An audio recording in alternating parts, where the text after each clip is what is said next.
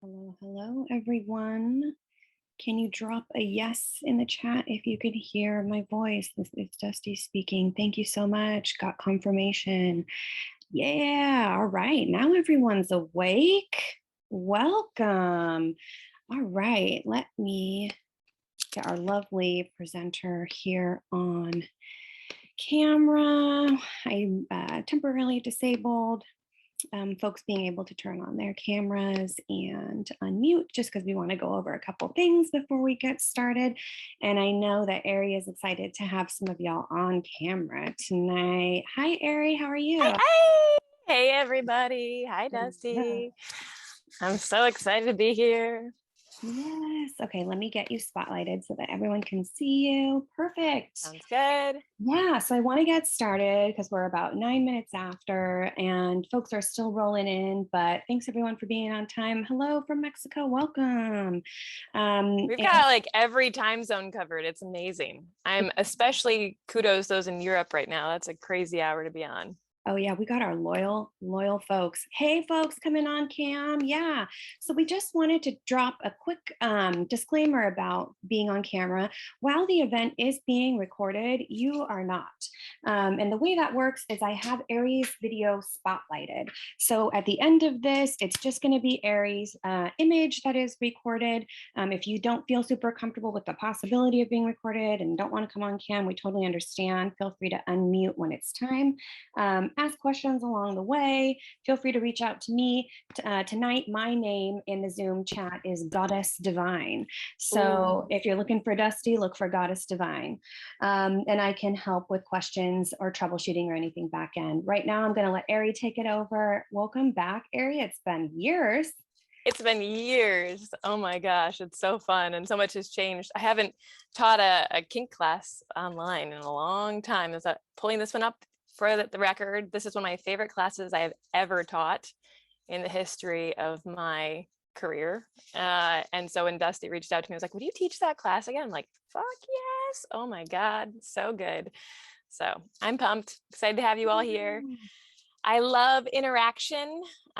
So feel free to put as many comments in. I'll be asking a lot of questions. So for everybody tuning in as we get started, I'm going to invite you to, if you don't want to type in the screen, then have a piece of paper and a pen or a little way to take notes. I'm going to give a lot of content. I'm also going to ask you a lot of things for you to just check in with yourself about and see what's coming up for you. I'm going to go ahead and share my screen, maybe. Dusty, tell me when I can. Can. Okay, there we go. Can. Hot. All right. There we go. Let's get you over to. Thanks, everybody.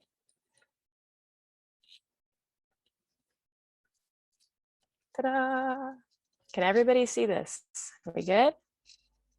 Yeah, thumbs up. Thumbs up in the chat. Yes, in the chat. Cool. All right. Let me move this down here so it's out of your faces. There we go. All right. So as we get started, just a couple things to contemplate. I'm going to tell you lots more exciting things as we go, but wherever you are is exactly where you need to be. So this is really important to note that whether you identify as kinky already, or you're just curious, you're like, that was a crazy topic and I saw it posted and I just knew I had to attend, wherever you are is perfect. So welcome. I'm excited you're here. And welcome to Vegas. This is like Las Vegas. Whatever happens here stays here. Confidentiality is really important, and I want to make sure we honor that. So if you hear anybody's story today and you really like that strikes you about something, then beautiful, but don't go sharing that like, oh my gosh, I was on this chat and so from this country said this thing. And like, no, just keep what is yours to share, and you can let the experiences strike you, but keep confidentiality pretty, please. I'm also going to invite everybody into radical self-responsibility and self-care. We never know where the triggers and traumas are, and talking about taboo subjects can sometimes bring up different feelings. And so I invite everybody to just continue to be with whatever is real for them. And if something feels triggering, feel free to get up and take care of yourself. You have, if you need to get up and get water, if you need to go to the restroom, or if you feel like you just need a break from this, go ahead and do your thing. I invite you to be totally you. And if you need support for any reason, reach out to me afterwards. I'd love to talk with you and see what happened and see what's coming up. And if you just want to celebrate and be witness of like, wow, I had this big breakthrough through being in this class, awesome. Then I would love to celebrate and witness you too. So feel free to just reach out as you feel needed. And another common phrase that I hear in the sex positive scene is don't yuck someone's yum. So one of my original teachers, my former dom, I remember him saying, you know, be careful not to say that you'd never do something, because that thing that you say you'll never do, 5 years from now, you'll be teaching how to do it. And I've laughed because that has been so true so many times in my life, just watching people like, oh, I would never do piss play. And then like 5 years later, they're like, I freaking love it. Oh my God, it's my favorite thing. And I'm like, all right, cool. So whatever your feelings are about what you like or dislike, those are your own. And everybody has their own valid reasons for being turned on by something or not liking something, but you don't yuck someone's yum, please. All right. And in here, we're going to be doing some exercises. If you're doing partner exercises here or outside, just remember that this stop means stop, no means no. If you have your own safe words or safe signals, please honor those. We're going to keep things pretty light today. And at the same time, it's really, really important that we're still keeping a safe container. And that also goes for checking with yourself. If something in you is saying no, you can be curious about that and just say, okay, like, what is this bringing up for me? But if something is like, no, don't do this exercise, then don't do the exercise. Nobody's going to judge you or think that, yeah, this is your own journey. So you just do your own journey. Okay, so if you agree to all these things, go ahead and type I'm in the chat box, pretty please. Let's get some I'm ins. Yep, here they come. Thank you, thank you, thank you. Everybody's I'm in. Sweet. And now we're just gonna take a couple of minutes to get acquainted. I don't need to, we're not gonna like turn on all the video and camera because we only have 2 hours, a little less than 2 hours to do a class that I could teach for like a whole day. So I'm gonna try to give you as much content as possible and keep you engaged. I also know that staring at a screen for 2 hours can be a little hard, especially depending on the hour of day it is for you. So I'm going to put some cues up here. And if you want to type it in the chat, that would be awesome, just to get a sense of where folks are from, what's going on. So I know Dusty already invited everybody to change their names if you haven't already. So if you want to change your name on the screen and be something, take on a persona you haven't gotten to be, or if you wanted to be, go for it. I'm going to stay as Eri Kardos because I'm your presenter today. But in a former life, back when I was really, really in the kink scene, I was Mistress Mimi. And so many people from that time only know me as Mistress Mimi, which I find hilarious. And sometimes I'll show up walking in San Francisco. And I remember one time I was walking through Folsom and someone was like, Mistress Mimi. I was like, oh my gosh, it was awesome. And now I feel like I don't use that anymore. Even when I'm in doing kinky stuff, I'm just Eri all the time. But if you want to be something that you've never gotten to be, if you want to be Blaze Rockstar or Rock Hard Cock or whatever it is that you've always dreamed of being, like, go for it. Whatever that is, call it out. You can rename yourself right on this chat. And what pronouns do you go by? I use she and her. So if there's anything you'd like to share with us, you can put that in the screen or in the chat. Tell us what you're going by today if you want to share that. And where are you calling in from? So I live in Bali, Indonesia with my family. I'm a mom of 2 kids. I'm married to an amazing man named Jamin Patel. And together we've been traveling the world and speaking and coaching for many years now. And we have a dog named Tuki. And we have just been loving getting to do this work around relationships, intimacy, sex, communication. I've been a relationship coach now I've been running my own business for about 7 years. A quick little bit about my background. I have a background in sexual psychology. I went to work, I studied leadership development. After that, started working at Amazon.com, did leadership development for them for about 5 years before quitting to do this work in relationship coaching. And there's all sorts of different versions. Just people often ask, are you like, what do you identify as? And I do identify as kinky, and I'm married. And when it comes to relationship status, we are whatever feels most authentic in the moment. And we really work hard on staying agile. So sometimes I'm polyamorous, sometimes I'm momogamish. I just want to be focused on being a mom. Sometimes I've recently gone through a period where I just wanted to be celibate. And so it's all over the board of, what feels most authentic in the moment for me, for my husband, for our relationship. What's being called forward, and how do we stay flexible in that? So I've tried many different flavors. I've taught at kink.com before. I've taught rope bondage and kink 101 and 102 stuff. And this is one of my favorite classes. So I'm so excited to be here. And I've also done a lot of work around polyamory and ethical non-monogamy. So these are all topics I'm passionate about, and I don't believe there's one right way to be in relationship. I help people either who are already in relationship or who are single and want to be exploring themselves and their relationship with themselves in lots of different ways. So this is all juicy stuff, basically saying wherever you are, whoever you are, is exactly where you're supposed to be in your journey, and keep going. I applaud you all for being here today. That's really awesome too. And what would make tonight extra juicy? If I covered this, if you had a question, if you have this topic you really want to learn about, what would that be? If there's something that called you that you were like, I'm super curious about this, please, if you could talk about this, it would just rock my world. Tonight would be extra juicy. Go ahead and put that in the chat. And if you don't feel comfortable putting anything in the group chat, you can message Bestie, what are you going by? Sexy goddess.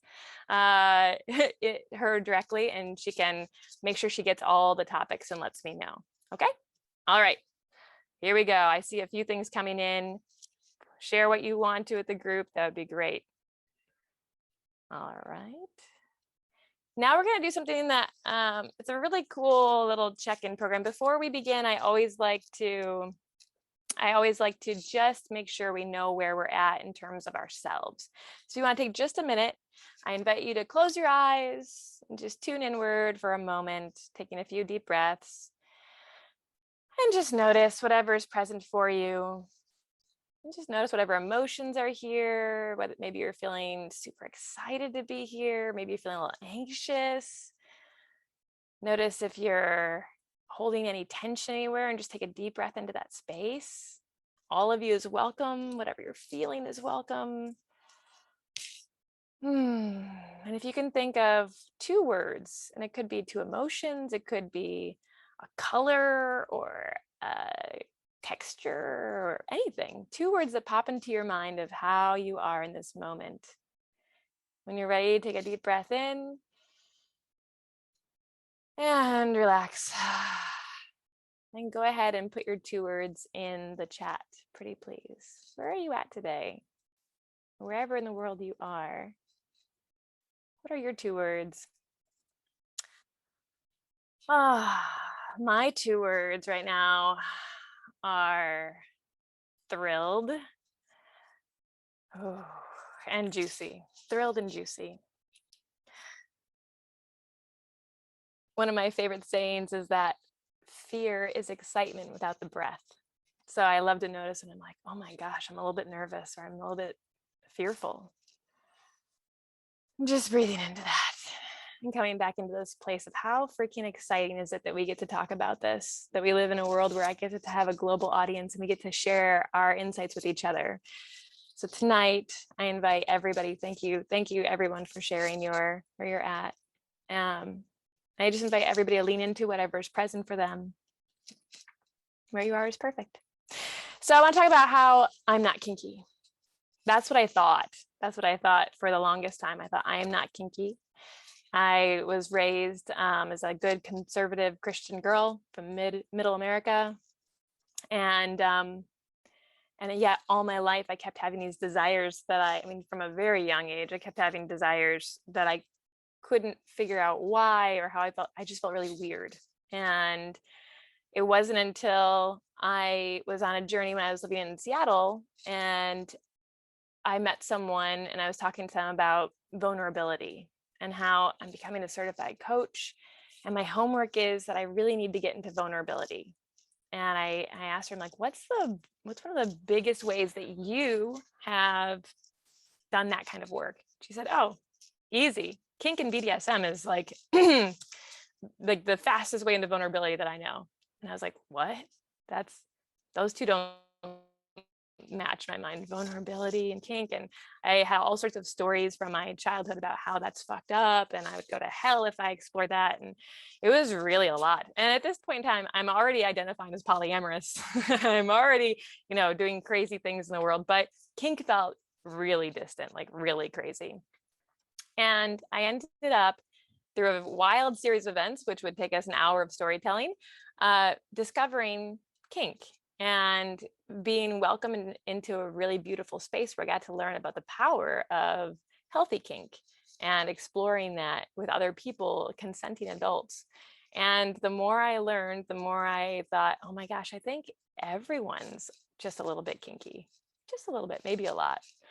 And just putting away these stories I had of like, that's them.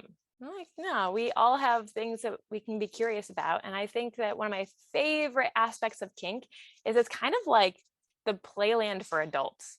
I'm a mom. And so when I watch my kids play, like they just have so much fun. And they're like, I want to play. Today it was lion and monkey. They're like, we just want to play lion and monkey. And they told me they're going to build a villa and rent it. And I'm like, oh, that sounds like so much fun, and yet kink is that for so many adults. We just want a playground. We want to go out and explore our fantasies and try weird things and have fun doing so and laugh and find and like take the pressure off of performance or take the pressure off of what sex is supposed to be or intimacy is supposed to be and just explore. And that's really what I believe kink is at its heart. And so I am going to invite everybody here to just put on more of a playful curiosity about what is possible for you if you enter this as a wonderful playland and what's there. And it may bring up some stuff, and that's okay. We're all here to grow and learn together. So I'm going to start with a little game. This is called the yes, no, maybe game. And so in preparation, you can type your answers in the chat if you want to. And if you don't want to, you can just write them down on a piece of paper. So we're going to have, I think, 6 letters, and each letter is going to have 4 answers. So it'll be like letter A. Here, I'll give an example. Letter A, would you ever do you have any experience in food play? So food play, if you don't know what that is, food play is you playing with food, and you can do it in many different ways, but maybe it's something as simple as we take a cold strawberry and run it across body parts and slowly let our lovers bite into the juice, right? And that could be one form. It could also be all sorts of other things like throwing raw meat at each other or whatever it might be. And so number 1, so you say A1, are you experienced? You can say yes or no. Number 2, A2 would be, what's your willingness to give the sensation? And some of these aren't 100% clear. There's a little bit of gray area, maybe 50 shades of gray. But what's your willingness to give? So in this situation, maybe it's you being the person to run the strawberry over their body. And on a scale of 1 to 5, 1 being I'm not at all excited, and 5 being, oh my gosh, I cannot wait to do this. I really want to give this experience, this sensation to somebody. So for me, running a strawberry across somebody's body sounds super exciting. And so I'd be experienced, yes. Willingness, 5. Willingness to receive. What would you want to have this strawberry run across your body? Or whatever, to receive is your excitement level. And I knew that could change based on the food. So you just choose what you want to go with. And and I'd say, oh yeah, I'd be super excited to also receive a strawberry in my body. So that'd be a 5 also. And number 4 is notes and nuances. So this is where you get to be a little bit more curious or specific around your boundaries. So yes, except for no meat or no raw onion or nothing in my vagina or whatever it might be. Like lots of different options, but whatever comes alive for you, you'd put that in your notes and nuances. Okay, does that make sense? So if you want to share, go for it. A is food play. And you can decide if you want to share in the group. Thank you for those who are being bold and trying it. What about B? What about sexting? Have you have an experience with sexting? Sexting is, if you don't know, sexting is sending sexy text messages to your lover, your partner, whoever may feel most alive in that moment to be sexting. What would it be like to send a text, a sexy text? What would it be like to receive a sexy text? And what's funny for me is I always think about how my sexting might change based on my partner. There's a lot we can talk about with erotic blueprints, and my husband and I have very different erotic blueprints. If you've never heard of this, it's awesome. Though it's through the work of a woman named Jaya. You can take a fun quiz and she'll tell you, are you energetic, sensual, sexual, kinky, or a shapeshifter who can play in all the realms? And I tend historically to swing more as sexual, kinky, and my husband swings more as energetic, sensual. So we've had to learn how to speak each other's languages. So for sexting, I've had to learn how to give in his erotic blueprint. And so when I'm receiving my sexting, I love receiving all the not typical things that you think a woman want to hear. Like, I want the dick pics, and I want to hear how you really just can't wait to make my pussy wet and fuck me really hard. And my husband is not turned on by that. And so when I'm sexting him, it's more poetic and romantic. And it's like, oh, my beloved, I can't wait to have our souls unite this evening in orgasmic bliss. And it's like, and that's what turns him on. So learning this art of what is sexting. And so it's really changed a lot with how I want to give and receive based on how is it happening? Like, how much do I want it? How much do I get turned on based on how it's happening? C, marks. Marks, if you're not clear with that, think about the hickey. A hickey is a mark. Do you want to receive or give marks? And it could be many different kinds, but just think about, like, how would I feel if I had something showing on my body? Or how would I feel if my partner had something showing on their body that I gave them? And so it could be hickeys, it could be bruises from a lot of spanking. It could be, there's a play toy that people use that can leave like lash marks. It's kind of like the Indiana Jones whip, and it can leave little marks, and you know, like those could last for a few days, up to like a week, depending on what's going on. And so how do you feel about marks? Giving a mark, receiving a mark? Maybe your nuance would be, oh yeah, I would love to receive one. I would feel so hot, but not in my neck or not in some place where I can't easily cover it up. What about blindfolds? Some people are super excited to wear a blindfold, and for some people it's really, it can be really triggering and traumatic. And so just leaning into, like, what is your level of desire? Have you tried it? Do you want to wear a blindfold? Do you want to put a blindfold on somebody else? And are there any other things that would be important to you? Like, yes, but only if we're in our bedroom or I know the setting. Or yes, only if I know what we're going to be doing in general. That type of thing. E, what about rope bondage? This has really been super popular. I think the 50 Shades of Grey stuff, and then just it. I think kink becoming a little bit more mainstream I've seen a huge uptick in people wanting to learn shibari and other rope techniques, which is really fun. And so I've had a lot of people reach out and say, hey, how do I get started with rope? And I will admit that I was teaching my my eldest, he just loves technical stuff, and I'm like, you'd probably love rope. So I started teaching him how to tie knots when he was about 2. And I remember we went to get our passport photo taken in this, or a special photo taken in Indonesia, and I sit down on this bench to fill out some paperwork. And next thing I know, I'm hearing this malicious giggling. And I'm like, what in the world? He's like, Mama.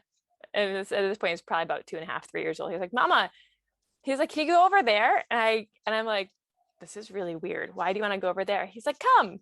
And so I go to stand up, and the kid has literally tied me to the bench. He has successfully taken his rope and tied. He's like, Mama, it's 3 half hitches. It's a locking knot. I'm like, yes, maybe I should not have taught you this skill. And it's been great. He's been so responsible with it. But, rope bondage can be used for all sorts of fun things.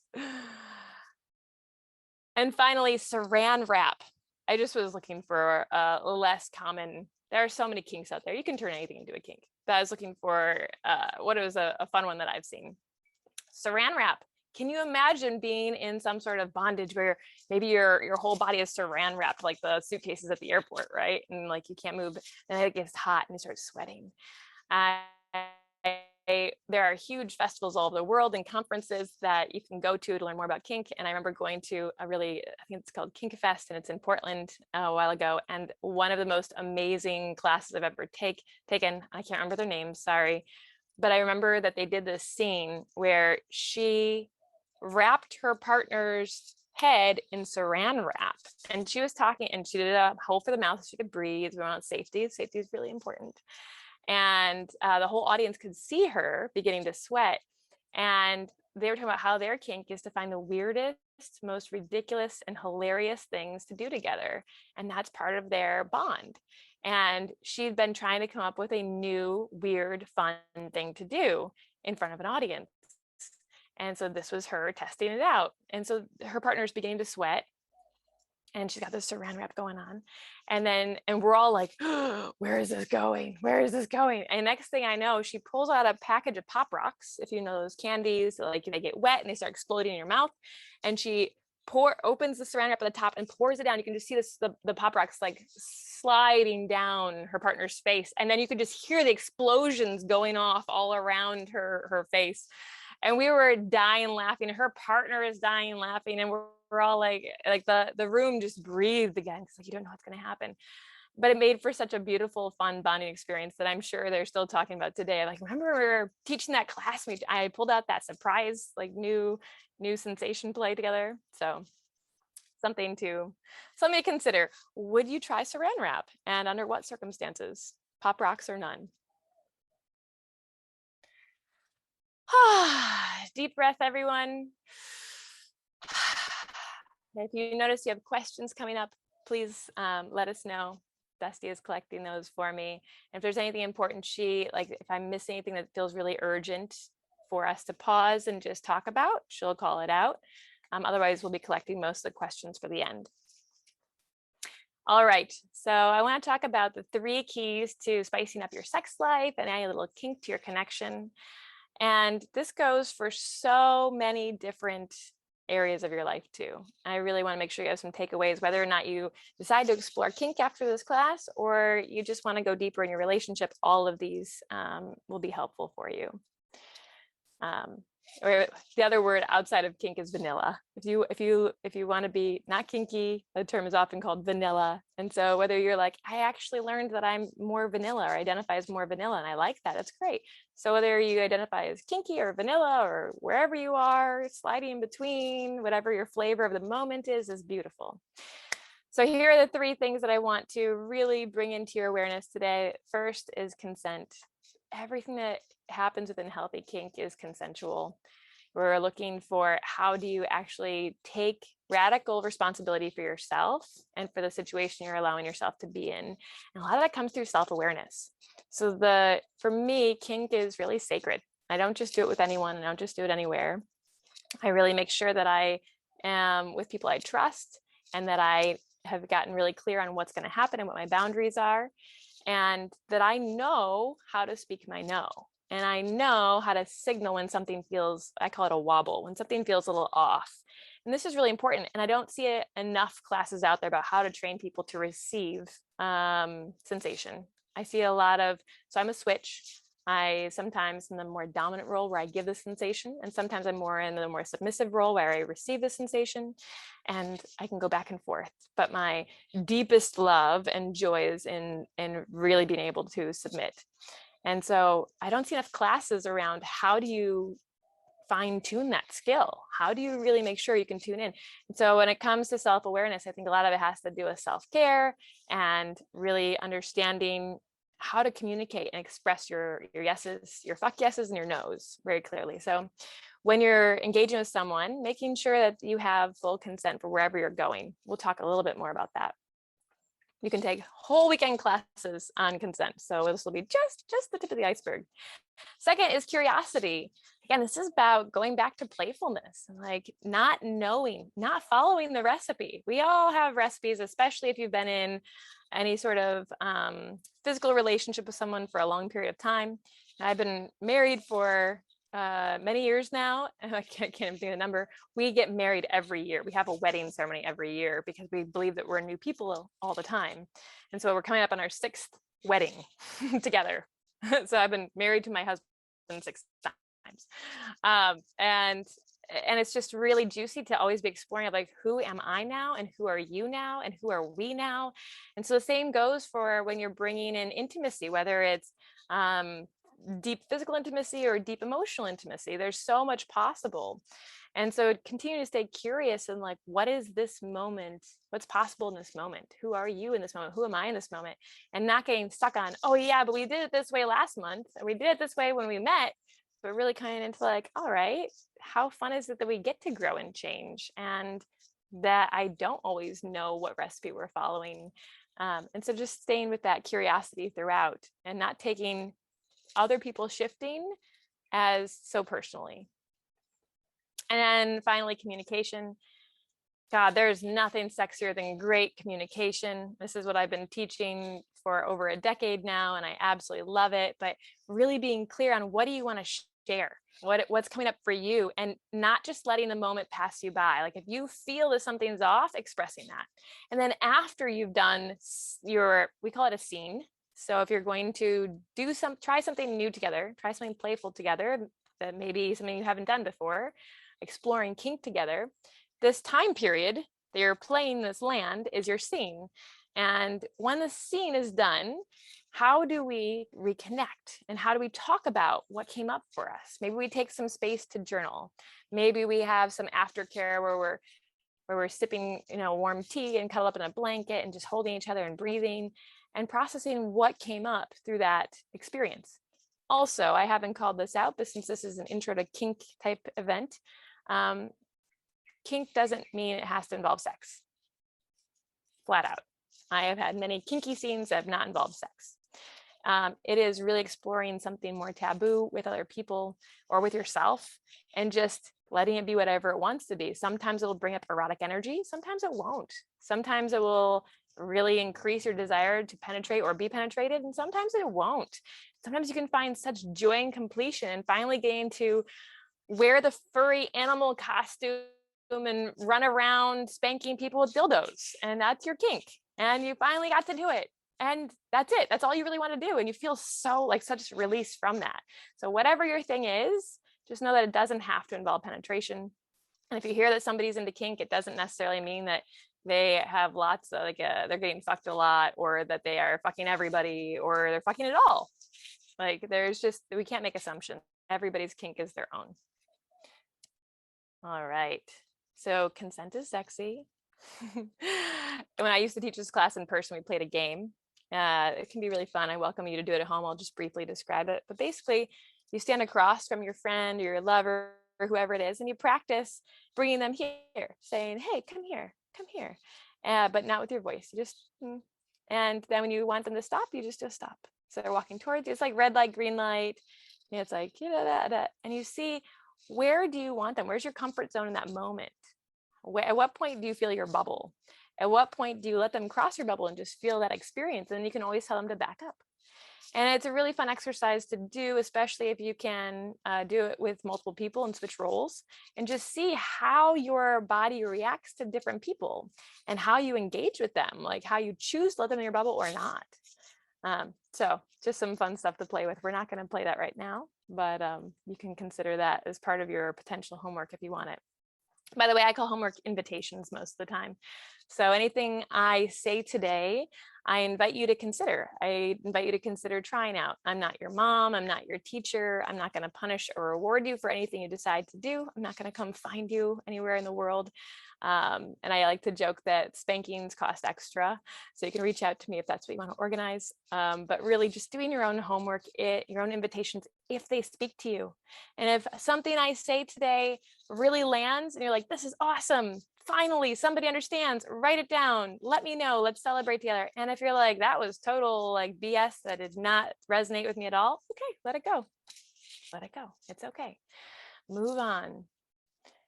So if you are unfamiliar with Betty Martin, I highly recommend you get to know this woman's work, bettymartin.org. She has so many incredible free resources out for the world around consent. And she has like a whole video series that I highly, highly recommend checking out. This is a model. This is her basic model. And in this, it talks about these different roles that I see and very clearly laid out in the kink community, where you can see these quadrants, right? There's the doing and the done to, the giving and the receiving, and really looking at what are the different, how does that show up? And when you're in a healthy place, how does that show up? So it's the inner circle. So it's, it's serving someone where you are doing a benefit, you're doing a service to someone to really benefit this other person. And if you follow little arrows down, you'll see it goes into accepting. So this other person is accepting. So in the kink community, a common example of this might be, you go to a kink dinner, these things happen. And the person who's more dominant, the one in control, is going to be accepting the service of their submissive. So maybe their submissive is bringing them the food or refilling their water. And there's this agreed upon consensual act of service happening. Another form could be taking and allowing. So taking is when you are choosing to act for your own benefit, but you know that you're claiming this. You can do this in a healthy way and an unhealthy way. The other person is allowing. You follow those arrows down, you've got allowing. And you are allowing the other person to take their benefit, to take their pleasure. And that can happen often, again, in the kink community, where maybe it's a dominant wants to take their pleasure in dressing up their beloved. And so they're going to dress them up in whatever, maybe they really want to see them in a pony outfit. And so they are going to, maybe get the outfit, and they take their time adorning them, dressing them up. And the other person, they're like not really necessarily into a pony outfit, but they're allowing themselves to be dressed up in this manner because they are okay with it. And maybe they know how much it turns their partner on, and watching their partner get turned on is turning them on. There are lots of different motives and reasons, but all these things can be done in a really healthy, consensual way. And the more we have awareness around it, the more it can be super fun and juicy as we're looking at boundaries and what we hope to get out of this experience that we're sharing together. There are some really gross, we call them shadowy aspects. Anything outside the circle are those. I'm not going to go too deep into those today just for the sake of time, but there's some, I would highly recommend watching Betty Martin's videos and learning more about this to help keep things clean for you. So I want to share two different foreplay games with you, or tools. Let me just pause. Everybody doing good? That was a lot of, I'm going to talk a little bit more before we play. We're going to play very soon. So everybody take a deep breath. Let's do a little shake, shake, shake, shake, shake. Consent is sexy. Shake, shake, shake, shake, shake. And everybody give me a quick random, I don't think, can you do emojis on your chat screen? I don't know. Can you guys do a little thumbs up, wave, smile, any hello out there? Just let me see some engagement. Everybody awake? Good. All right. So I'm going to teach you two quickies. Let's do two quickies around foreplay. And what I mean by this is not necessarily foreplay for, well, you'll see. These are for how do we get things started? People are often asking me, okay, I want to do this. I want to experience this, but how do we even get started? And it begins with a conversation. And so I want to share 2 different tools you can use for conversation. This first one comes from a group called ISTA. It's the International School of Temple Arts. And they have a funny acronym called RBDSM. And I had to laugh because it really doesn't have to do with BDSM, but the acronym works. So, and it's easier to remember. This is especially great if you are playing with somebody new that you've not engaged with before. If this is somebody you have been tailored with for a while, it probably won't make the most sense. And the second tool I'm going to share with you will be even better for that. So in this conversation, here are the 5 things I would talk about with whoever I'm going to engage with. I would say, what are your relationships? Who are you seeing right now? Is there anybody that you are engaged with that I should know about? B, what are your boundaries? Where are we going to have soft boundaries and hard boundaries? Where are we're definitely not having, no blood play, no poop play, no penetration, whatever it might be in that situation. But my soft boundaries are, with enough warm up, I would enjoy some light spanking or something like that. So what are your boundaries? D is desires. What do you really desire in this moment? What would really be juicy for you? And tuning into in this moment, what would be juicy, and any requests you might have, even thinking about the future. If you're having this discussion a day before the scene or a week before the scene, just talk about what would be really juicy. I actually really desire, I'm noticing I really desire that when we play together, afterwards, I'd really like to make sure that we save an extra half an hour just to cuddle. Okay, that's my desire. S, safer sex. How are you looking at your STI conversation and your different desires, specifically in sex or anything around safety? There's a really great, if you want to learn how to do a really helpful safer sex discussion, there's someone actually that I met at kink.com at the upper floor a long time ago, many years ago. His name is Reed Mahalko. You can look up Reed Mahalko online, and he's got something called the safer sex elevator speech or pitch. And it is phenomenal. It's a great video. So check out Reed Mahalko's safer sex elevator speech, and you'll just learn a lot. It's a wonderful, wonderful tool. And M is meaning. What meaning are you giving this? Because I find that people have lots of different meanings that they assign to intimacy and vulnerability and play, and they all are valid, but they could mean very different things. For some people, coming together to a scene might be something extremely sacred. They would only do with somebody they were really, really close with, they've been through years of friendship, and they just know that this is the right person to do this the scene with. But other people, they play a lot, and they even do pickup play where they're like, oh, I just met you, let's go play, and it just feels right. So, and I know my boundaries and how to communicate, and we have consent, so let's just do it. And whatever way you are is beautiful. It's where you are, but just sharing what is the meaning for you can be really helpful for setting expectations about what's going to happen during the scene and after the scene and all that. So that is RBDSM from ISTA. And now, this is one I'd like everybody to take a moment and actually do. So I'm going to give you a little foreshadowing. In a few moments, we are going to be moving into some play. We're going to be specifically talking about techniques with hair pulling, with slapping, with biting, and dirty talking. And we're going to get through it all. And so just hearing that, what I want you to just lean into what's coming up for you, and we're going to talk about this together.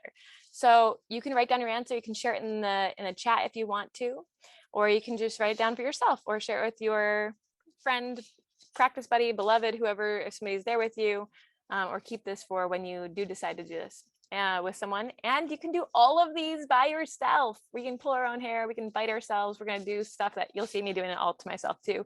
And you may have feelings around doing it to yourself. So being clear with where am I at? What are my hopes? So my first question is, what are my hopes?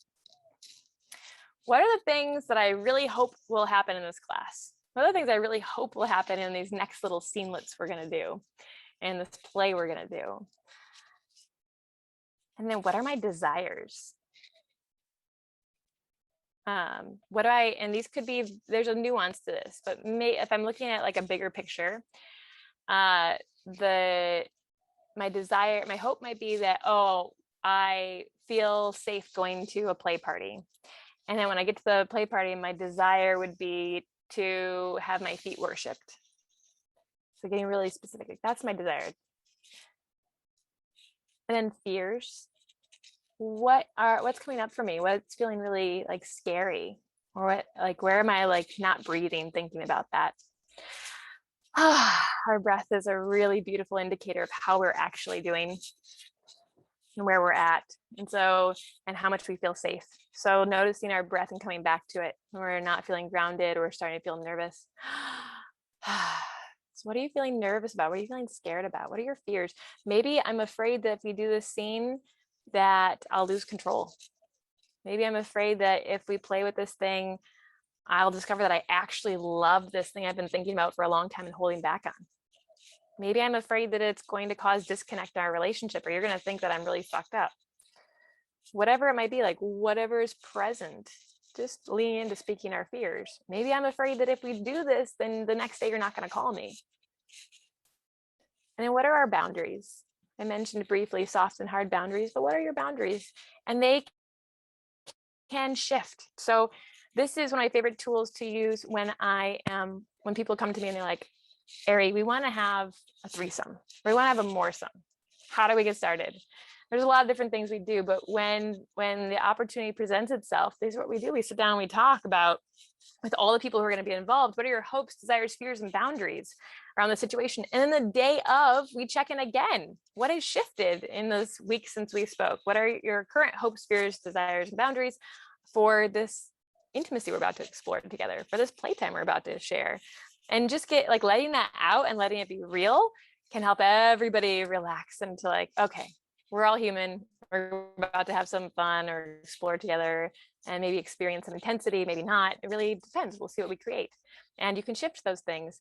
But just being really, I want to be very careful that if you set a boundary, that you honor that. And my other big invitation to you is, this is my judgment. My big invitation to you is, if you're exploring this, to explore this sober, without any influence of any chemicals that might inhibit how you're able to be with yourself and respond from a very strong place. And to know, like, kink is, you're already going to have a huge endorphin high, most likely, from this experience. So really being present with it can be super helpful, especially as if you're new to the scene. All right. Everybody ready? Everybody feeling good? Oh, right on time too. Yay. All right, take a deep breath. Let's make some noise. I can't hear you, but I double dare you. We're gonna take 2 breaths. We're gonna take 2 breaths. And on the exhale, I want you to give a little moan, or a big moan, whatever, like just let it out. So I'll do it into my void, you all can hear me. I invite you to do it with me. You're just gonna move some energy, loosen up your throat, getting ready. This is our foreplay. Okay, ready? Deep breath in.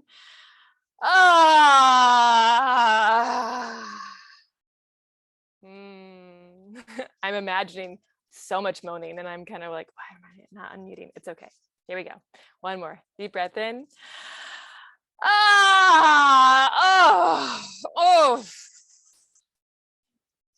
Beautiful.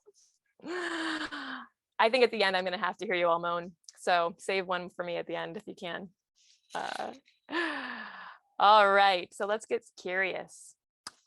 I'm going to dive into some technique around specific activities. And with each one, I'm going to give you some things to think about for what I like to call mind fuckery. So when we are in a power exchange, we're giving or receiving sensation. And the way that you deliver this can really influence how the person receiving receives it and processes this information. So let's talk about hair pulling first. hair pulling, there is technique. It's not just like you grab somebody's hair and off you go. So I want to talk about the concept of stingy versus thuddy. This is kind of a spectrum that we have in the kink world.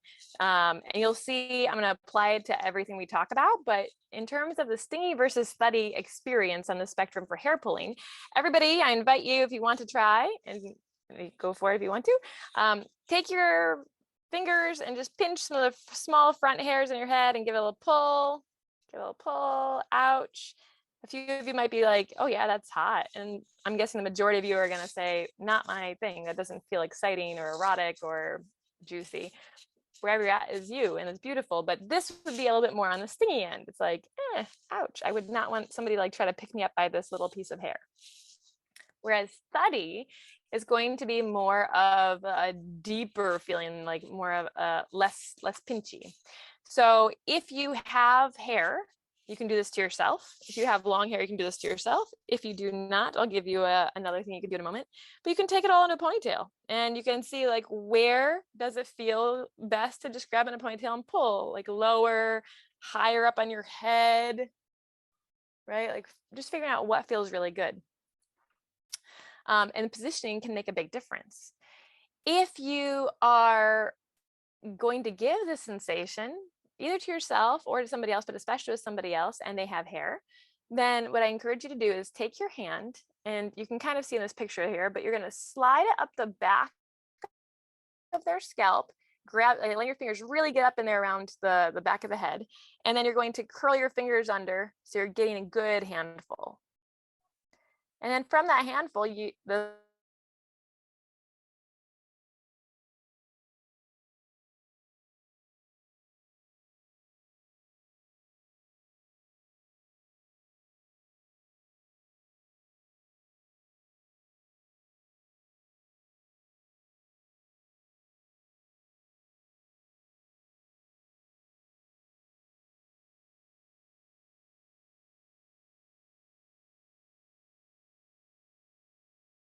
but not another.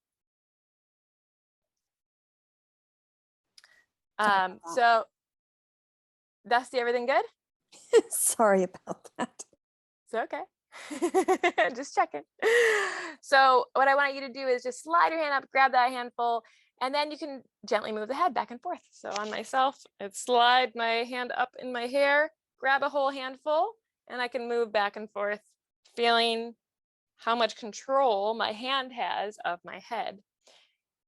If you don't have hair, you can grab the base of the neck and you can control. I like to do it this way. If my partner doesn't have hair, I can grab the base of the neck and control through here, or even grabbing the back of the skull with really wide fingers and maneuvering the head this way. Also, for added control, if I have a partner who doesn't have, well, either way, if I have a partner sitting in front of me, I like to sit behind them, wrap my arm around their chest so they can really feel me pushing into their sternum, and then do the grab here on the neck or in the hair. And so they can feel like they're not going anywhere. I got them right here. They're pressed up against me like a sandwich, and now I can move their head. And I can move, so I can move their head in I want to move in smooth motions most of the time. Yanking is a whole nother level, and you want to be very careful not to cause any injury. So use this as playfulness, and you can check in with each other what feels good and what does not feel good. So with all these activities, try it on your partner if you've got a partner here, and then switch roles. I really invite everyone to be curious about what it's like to both give and receive. Even if you identify as submissive or dominant, it can be super helpful for your own learning on how to give and receive sensations and be able to communicate what that's like for you and make requests, right? So if we're doing a laboratory with someone and we're learning, oh, this kind of hair pulling feels great on me, perfect. And we're just doing this like learning setting instead of at home or in the heat of the moment. We're supposed to be doing it perfectly. And it might not be it might not be turning you on. It might be actually putting the brakes on or turning you off. And that's no fun. So learning ahead of time what feels really good for me and my partner or partners or whoever I'm with, or if I'm by myself, what do I really like? You know, when I'm doing my own self-pleasure practice, I freaking love pulling my hair, and I love scratching myself, and I love slapping, and like that's me. That's just me getting myself all juicy and turned on. So all of these techniques you can use without anybody else, just for your relationship with your own body and your own soul. So make this as juicy as you want, and just check in with like, what do I want today, and letting that change. Some days I want my hair pulled down here, and sometimes I want it pulled up here. Okay, cool. That's how I am. All right. So that is hair pulling. Any questions? If any questions around hair pulling specifically, let Dusty know or type in the chat right now. Otherwise, I'm going to move on to the next thing. A couple more seconds. And Dusty, I cannot see the chat, so you'll have to let me know if there are any questions. All right, deep breath in.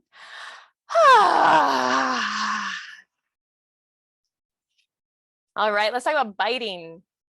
Biting. And with this one, I'm going to talk about intensity.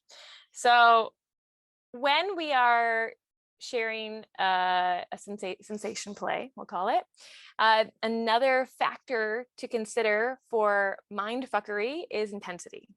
So I didn't really explain mindfuckery before. Mindfuckery is how we process. So if something has a really thuddy feeling, it can be easier to slide into, to keep going. It doesn't like spark this like, hey, it's not like a bee sting. It's more like getting a gentle thwack with a towel. Gentle thwack could be more thuddy, whereas a sting is more like a bee sting. And so the more thwacky feeling can be easier to process. It's like it takes up more space. It's usually a bit heavier. It's not as intense. Our body can process that sensation a lot easier than it can like a bee sting or a slap to the face or something. So neither one is like good or bad or right or wrong. It's really, what are you going for?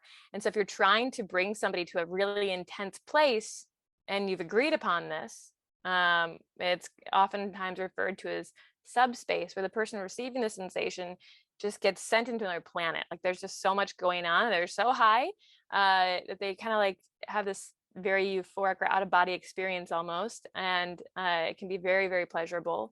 And sometimes the way that they get there is through looking at the mindfuckery elements to bring them there and stop their usual daily train of thought that's going on. It kind of brings that and more into, oh, you know what it's like? It's more like going into a meditative state, really. Like if I think about my experience with meditation and I think about my experience with subspace, they feel very, very similar for me. So, all right. With the next mindfuckery element to consider with all of these is intensity. Biting is really interesting for me because I find that most of us have no idea how hard we can bite or how hard we can be bitten, which is really interesting. I think we have a lot of assumptions of like, if I bite even just a little bit, it's going to hurt them. And chances are it's actually not. So we get to play with this, and we have different levels of sensitivity. So I want to be aware of that too. So for everybody playing at home, what I'd like to do is teach you how to bite your own arm first. So we're going to just choose a meaty part. And if you're preparing to practice with a partner, I recommend maybe the back of the arm. And if you can choose to go straight to the partner play if you want, or you can choose to do it on yourself and then do partner play. But we're going to choose a nice meaty part. And almost all these things that we're doing, we're going to be choosing meaty parts of the body, like the thigh, the butt, the back of the shoulder blade, right here. These are all really great places to practice with little risk to injury or long-term injury or harm. So here for biting, I want to just talk about how when we bite, if we want the stingy feeling, everybody like get their arm. But for the stingy feeling, you do like just the front of your teeth, and you're gonna get a little tiny bite, like a pinch. Ow! That's just like a stingy. This is the stingy feeling. Now, if we want more of a thuddy feeling, we're going to open our mouth. I'm gonna spread out the impact area, and we're going to just bite slowly and deeply. Okay, so you can do this on someone or on yourself. My whole teeth. My whole teeth are on there. So you can see, I don't know if you can see this, but this was the little stingy and this is the big thuddy one for biting. For intensity, the sharp stingy can be more intense, but what's really cool about biting is that the big thuddy one can also be intense. And here's the magic. I want you to try this with each other, and I'm going to try to give you enough time and space. But what we're going to do is if you have it on yourself or on your partner, what you're going to do is you're going to open your mouth really wide, not yet. And you're going to be biting into this person's arm or your own arm, and you're going to hold there. If you have a partner, then what you're going to be looking for is asking them to say harder, harder, harder, harder. And the more time that we're there, you're going to realize how much harder you can bite. So, and this may really surprise you. So, and one other thing that's really cool about skin is really cool. If we look at anatomy, skin is super cool. As our teeth sink into skin, the skin will spread out and wrap itself around each individual tooth, and the saliva will begin to dry.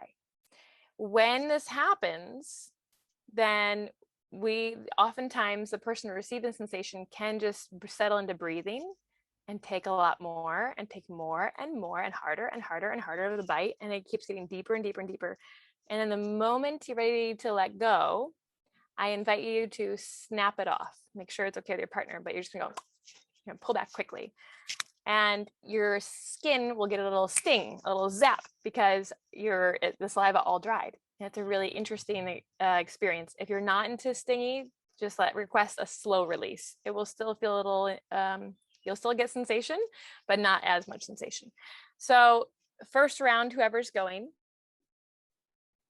I invite you to just take your mouth and your partner's arm, make a nice big ah, and find that beautiful spot in the muscle. Make sure your partner feels like that's a good spot. You can move and maneuver around the muscle. You don't want to get it should feel pretty comfortable. And you're going to slowly bite. And partner, you just say more, more, more, more, and just keep going until you feel like you're at a point where you want them to pause, and say pause. And breathe. Breathe into that spot. Breathe into that place of just having the sensation going through you. Breathing into this place and noticing, do you want more? You pause, but do you want more now? And if so, you can request more. More and more and more, and pause. Now, the person who's giving the sensation, you may realize, holy fuck, this person can take so much more than I thought they could. Aren't I hurting them? And there's all sorts of things. And trust your partner is going to guide you on what they can handle. Also, if this is beginning to hurt your jaw, don't compromise. Don't hurt yourself. If you are biting and this hurts, just stop where it feels like that's as far as you can go, and honor yourself. So when you're feeling like you've reached your point, you've found your pause, and you're breathing into that space, whenever you're ready, I usually say try to do about 30 seconds to 2 minutes of holding. When you're ready, you can say, when you know you've stopped, then I would recommend the person giving the sensation, the person biting, when you're ready, just pop it off, surprise them. And just note how that feels. How does your jaw feel if you were giving the sensation? How does your skin feel if you were receiving the sensation? Check out the marks that are there. Pretty interesting. These marks, the teeth marks, should go away within about an hour or so. I should have mentioned that first, and I'm sorry. And if you wanted to add, I'll tell you this in a moment. We're going to switch roles for anybody who's switching roles, and I'll keep talking as they're doing this. So if you haven't switched yet, go ahead and switch. Person who is going to be delivering the sensation instead of receiving, go ahead and get ready. Open your mouth and take your bite. Person who is receiving the sensation, go ahead and give them some guidance. More and more and more and more and more. Pause. More and more and more. Done. And then when they're ready, they'll pop off. And I'm just going to share that if you want to add more of a mark, and marks can be very symbolic, they can be very bonding, they can be very beautiful. If you want to add more of a mark, then add suction. And make sure you only do this after you have consent. So we're not going to do that in this exercise right now. But if I'm biting, I can begin sucking in the back of my mouth, and that will create the hickey. That will break the blood vessels. You want to make sure you're doing it in a place that the person feels like that's okay. You can do it to yourself, but you just want to be really careful. Biting, that the person feels okay with that, right? It usually isn't going to cause any big harm, but it has the possibility of being there for a while.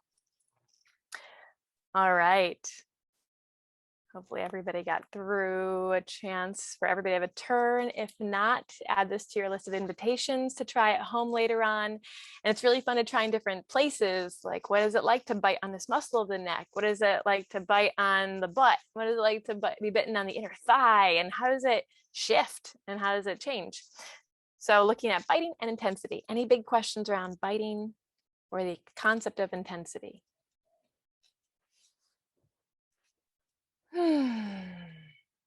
All right, everybody, go ahead and take a deep breath in, getting ready for another moan.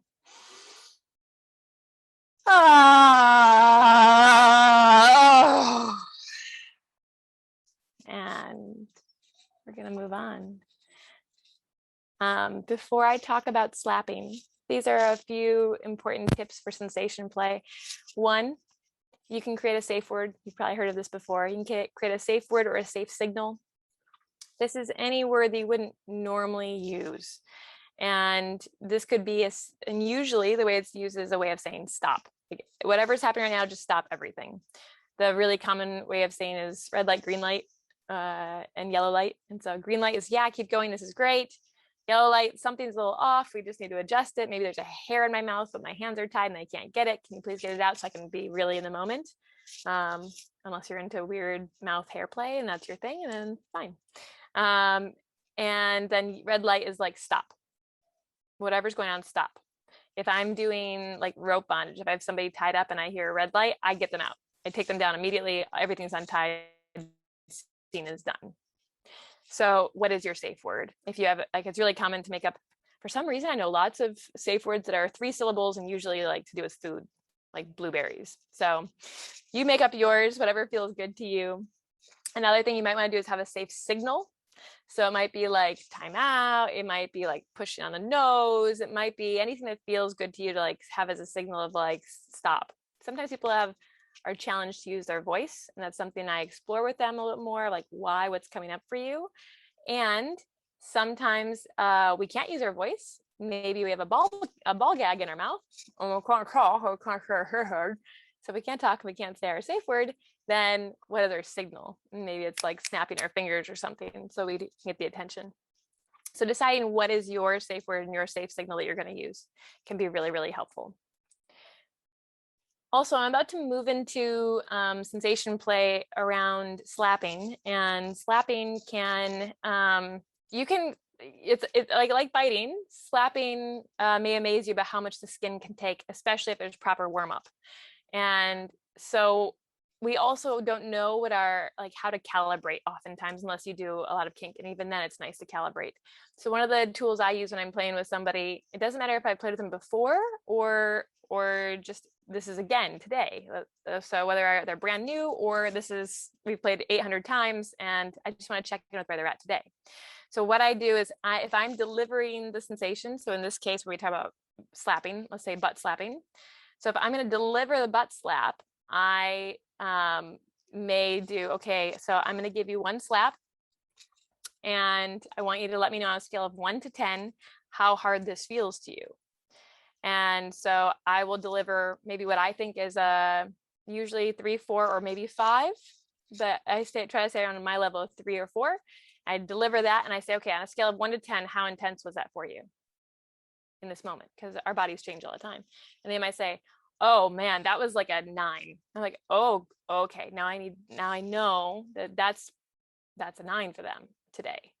Or they might be like, it was like a 1. Did you even slap me? Right. And I'm like, oh, they want more today. But now I know how to calibrate the intensity of what I'm going to deliver.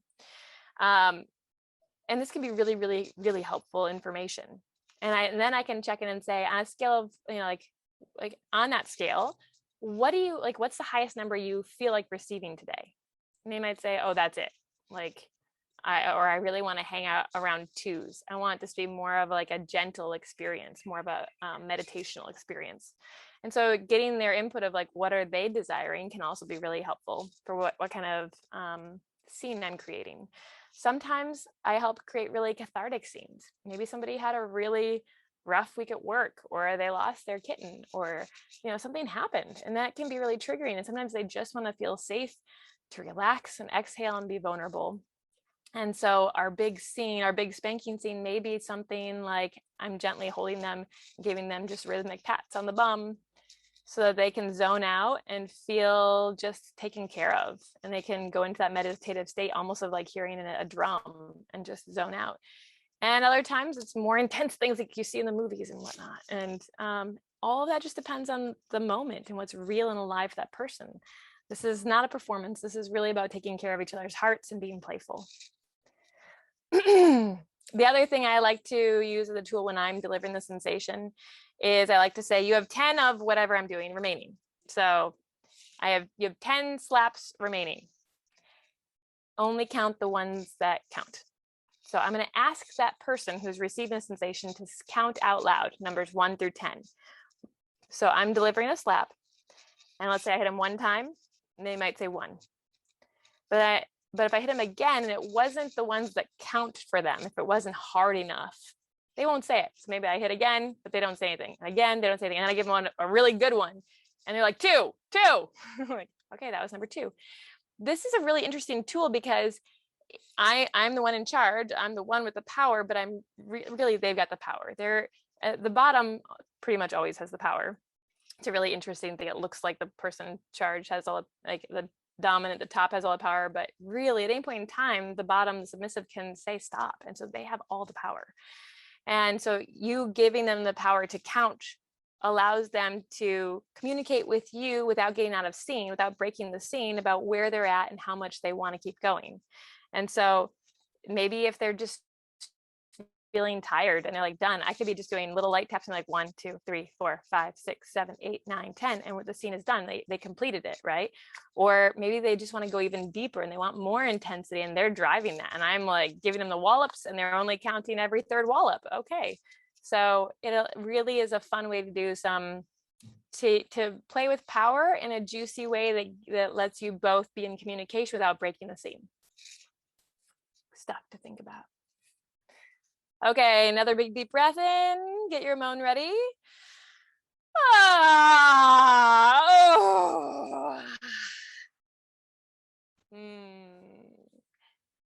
Let's talk about slapping. And the mind fuckery concept I want to bring to you is around rhythm and tempo. So slapping, I recommend you practice on big muscles. The ass, the thighs are 2 of my favorites. You can slap other places. Another favorite of mine is face slapping. I'm not going to teach that today. It is a skill and it does, I would say to do it well, it takes a little bit of education. And yeah, and it can also be, any of these can be triggering for people. Face slapping can be especially triggering and vulnerable, I've found. So let's talk about slapping in general. For the mind fuckery, I want to talk about rhythm and tempo. So the rhythm we use is going to be about like, how are we keeping a steady beat? The more we have a steady beat in our slaps, the easier it is for our brain to predict what's happening and how to process it. It doesn't really matter how fast or how slow, and I'm talking about rhythm as long as the rhythm is steady. The more steady, the easier it is to process, the more meditative, the deeper they can go into that meditative state. However, if I start fucking with the rhythm, it gets really hard to process. And that can lead to a whole different state of being for the person who's receiving a sensation. And that may be what you're going for, but you have to be really conscious and intentional of what are we trying to create here? How much mind fuckery do I want to do? Or is this more about relaxing into the sensation? When it comes to tempo, it's how fast or slow are we going? The slower we're going, the more time your body has to process the sensation, to let it land and to really let it just ripple through your body. And the faster you go, then the much harder it is for your body to process, oh my God, I'm getting hit so many times. So just being really aware of what you're trying to create. And it can really cause a lot of mind fuckery if you're going really fast and then all of a sudden you stop. And you may experience like whole ripples of energy go through your whole body, like as your body catches up to the processing that it hasn't gotten to do yet. And it's really important for us to allow for processing time and integration time. And that oftentimes comes at the end when there's this aftercare, and being really intentional of what kind of aftercare is going to be important for each of you. Also, our skin, just like our skin was doing with our bites, our skin is super alive and adjusting and adapting to the moment, especially with anything around slapping. So if I know that I want to do a long slapping scene and I want my partner to be able to take more intensity, especially, or a longer duration, I'm going to spend a lot of time doing foreplay with that area of the skin. So I'm going to do some massage, and I might do some gentle, like with my fists, kind of like warming up the skin, getting the blood flow there, bringing all the attention of the body there, so that I can give stronger sensations or go longer durations. This is another great place to have a conversation about marks, because if you slap a butt long enough and hard enough, you will see a lot of marks. And some of those, I've seen marks that have lasted for weeks because they've gone so hard and so deep. And for some people, I remember when I first saw that happen, I was like terrified. I was like, oh, I can't believe they let that happen, or oh my God. And then there's but you don't know the person's story, you know, how they're interpreting it. For them, it might have been the most cathartic scene, and they were able to be so connected and present with their partner. And maybe these marks are badges of honor of them processing some really deep stuff that needed to come out. And maybe it feels incredibly erotic for them every time they sit in their office chair, and it's like, oh yeah, I know why that hurts. So you never know what's there for people, and it's let go of judgment. Whenever I have judgment pop up in myself, I just look at that as an opportunity to be curious. Like, what is there? What more is there? And why am I judging this? So, all right, that's stuff on slapping in general, rhythm and tempo specifically. I recommend, if you're doing, especially if you're on the butt, that you rotate cheeks evenly. It can get a little annoying if they're not, but check in with your partner and see what they like. Maybe they're a right cheek only type of person. So who knows? All right, so let's do a quick slappy thing. If you have not already, you can grab a partner practice person. You can do it on the front of the thigh, you can do it on the bum if they're open to it, you can do it on yourself. I like this area for myself. And you can also do it on your chest. These are great areas. And so just playing with rhythm, playing with tempo, playing with different areas, noticing on yourself, noticing on them what feels good. What is a, you know, on a scale of 1 to 10, just checking in and saying, where are you at? What does this feel like? And we're just going to do a little moment of playing with all these different concepts we already talked about. Intensity. Is it more stingy or more thuddy? If you want more of a stingy sensation, you can use your fingers and just slap and pull away quickly. That's way more stingy. If you want more of a thuddy sensation, you use your whole hand and rest. That's more thuddy.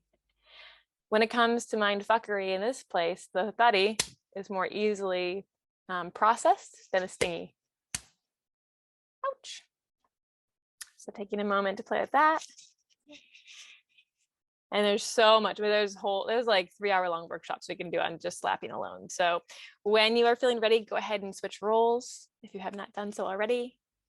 And just looking at, okay, how does it feel to be on the other side of this and receive?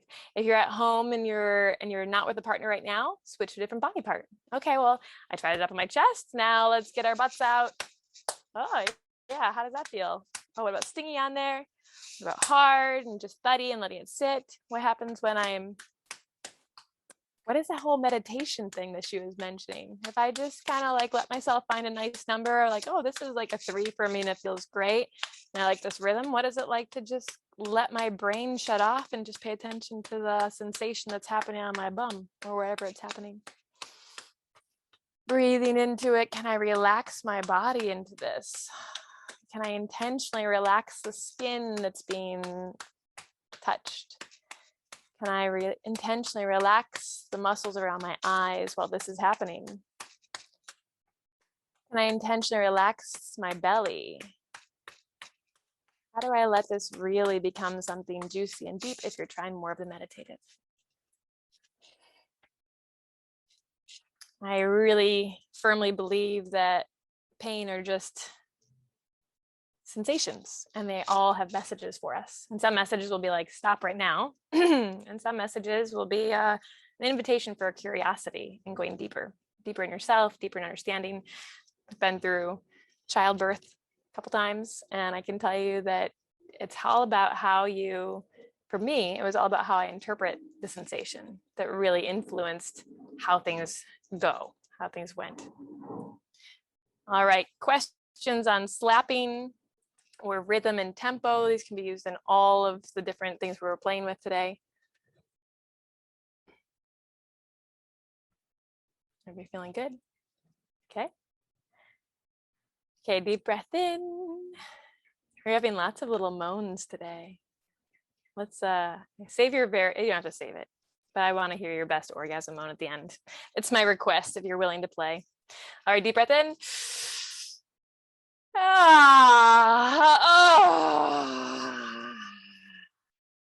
Beautiful. Talking dirty. I'm going to give super high level on talking dirty today. If any of you come from the world of theater, there's a really beautiful, like, this is the best tool. And the tool is like, you tell them what you're going to tell them, and then tell them what you told them. It's basically the same thing. If you are brand new to talking dirty and you're like, I don't even know how to begin, like, okay, cool. This is a really gentle, fun, easier, it may not feel easy, way to begin. And it's simply this. The first thing you're gonna just think about what you want to do. So what you're gonna do in the future. So maybe I'm gonna talk to my husband. I'm gonna say, I'm gonna suck your cock. And I could start that. Earlier in the night, or I could start that right as he's laying on the bed, face up, and I'm pressing my body against him, and I go up to his ear, kind of like in this photo, and I say, hey, I'm gonna suck your cock, or I really want to suck your cock. And then I start moving down to that place, and I tell him what I'm doing, like, I'm sucking your cock, or I'm loving sucking your cock, whatever is there. Ooh. And when I'm done, all done with the whole experience, I go back up, and we might be cuddling, and I'd be like, baby, I loved sucking your cock. That's the magic. That's the beginning point. And it could be with anything you want to do. It doesn't have to be specifically sexual, but this is where it begins. Like, what is that thing that turns you on that you can't wait to do to them? Or what is that thing that you know turns them on? Maybe you want to be talking dirty about something that just is going to light their fire.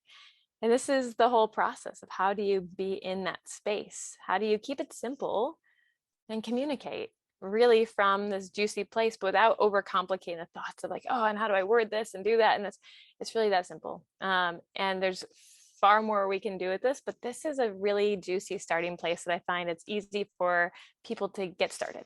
So what are you going to do, what you're doing, and what you did? Cool. All right.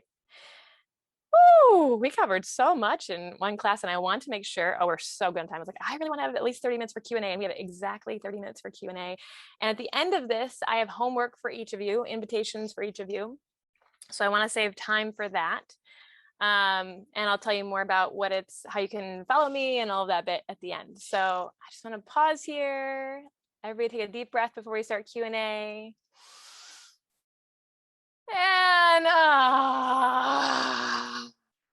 And beautiful, beautiful. Thank you all for listening. This is a lot of content for 90 minutes, and now there's more. So let me know whether you want to unmute, hop on camera. That's wonderful. Make sure you have, I think the spotlight will stay on me the whole time, but you can come on camera and just talk with me if you want, or if you want to ask the question in the text and Dusty can read it to me, whatever feels best. Would love to hear. Hey, Eri. Hello. Dusty here. That was wonderful. Thanks. There's already a few questions that have come in.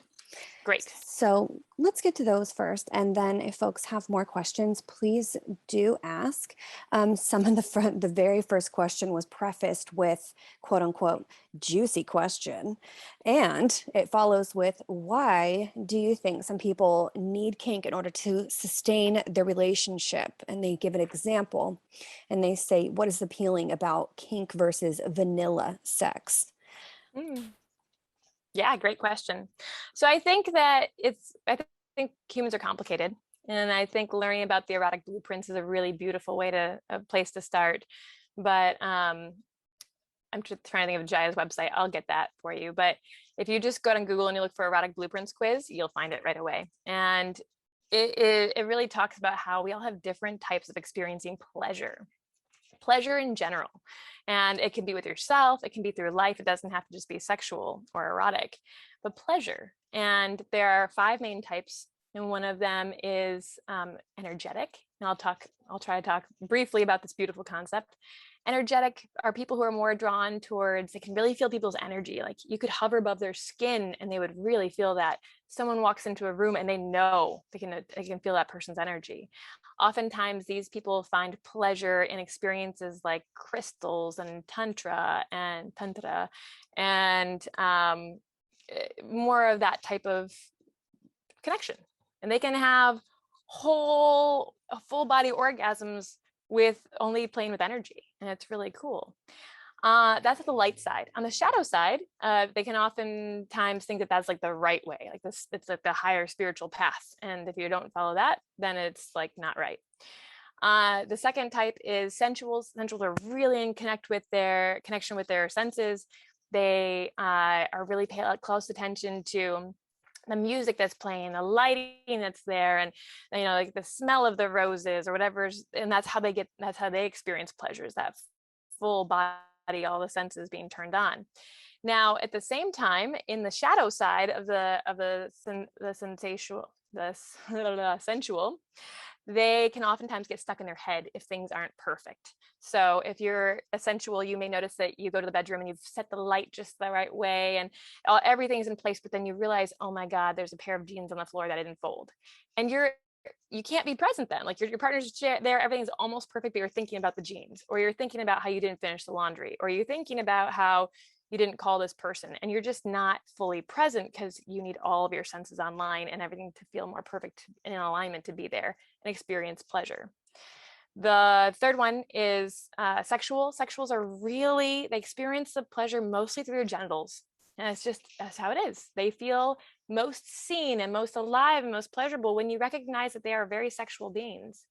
And if you don't recognize that they're sexual beings, it doesn't feel like you really see them. And so you don't really know them. You can't really connect with them. And that can be really hard for a person who's sexual. And there's a lot of stuff out there that says that men are sexuals.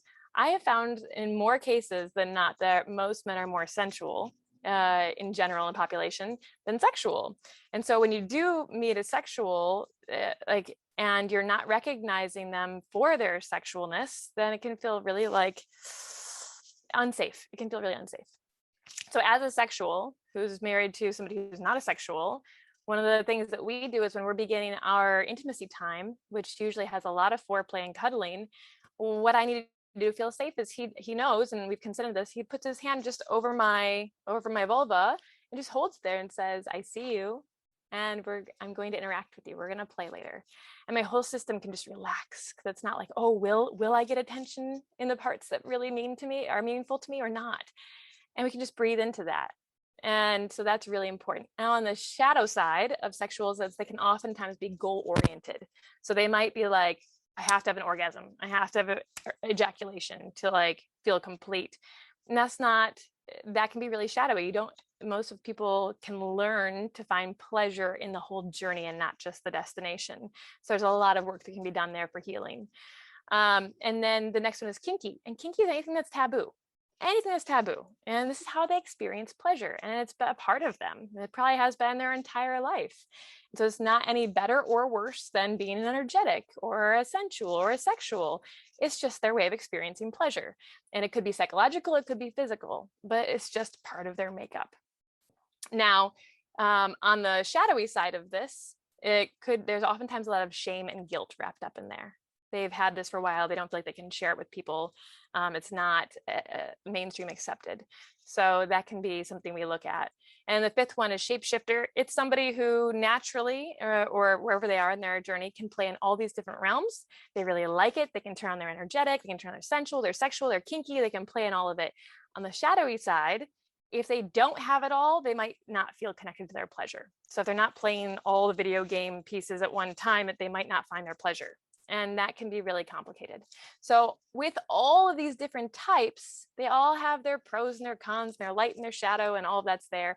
We're all just human. And instead of judging somebody else's style, it's how do we have awareness around it, around our own style, and embrace it, and also learn that we are capable of all becoming shapeshifters if we want to. So we can all play in the different areas. And it doesn't mean that I am solely sexual and I will never ever learn how to appreciate sensuality or energetics or kink. It's like, no, wherever you are is beautiful, and we can all grow and learn to speak each other's languages and become somebody who can connect with everybody with pleasure in every moment. So I hope this is a little bit of insight. But when you say, why do they feel like they have to, like, to spice up their sex life, it may be a part of them that has always been there, and it's how they connect with their pleasure. And a lot of times people who have kinky desires have just never been able to safely express themselves and feel vulnerable in that. And there's also a lot of pressure from mainstream that kinky is somehow better, or it's like the hot thing to do. And so just being really curious about, why do I want this thing and what's there for me? Where's the medicine? Where's the magic? Or is it coming from like pressure to try what the cool kids are trying, or be good enough, or like, what is it? Just looking at what are the motivations, what are the stories that you have in your head, because the stories really influence how we show up in our lives.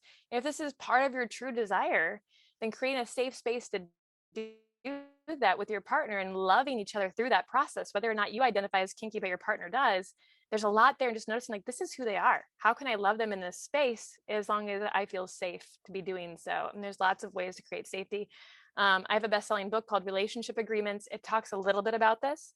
There's also a really wonderful resource called When Someone You Love Is Kinky. If you don't identify as kinky, but you want to learn more about what it's like to be kinky and more the mindset and what's happening inside, that's a really beautiful book to check out. Hopefully that answered the question.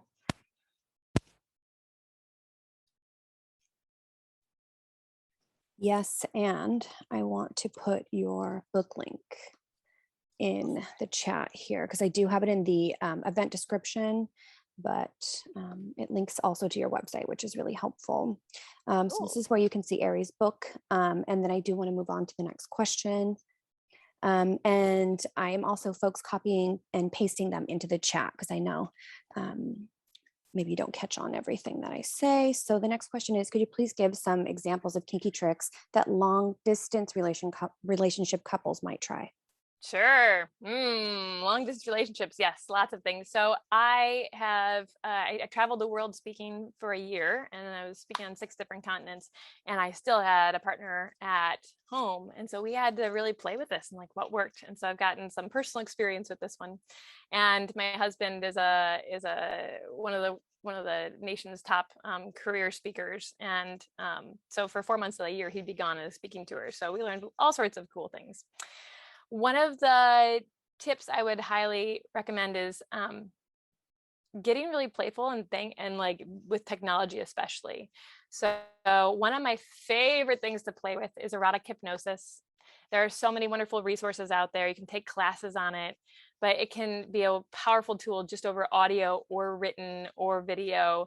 But I do a lot of erotic scenes. When I want like super hot, I can go to my dom who knows erotic hypnosis, and we can have super, super sexy scenes.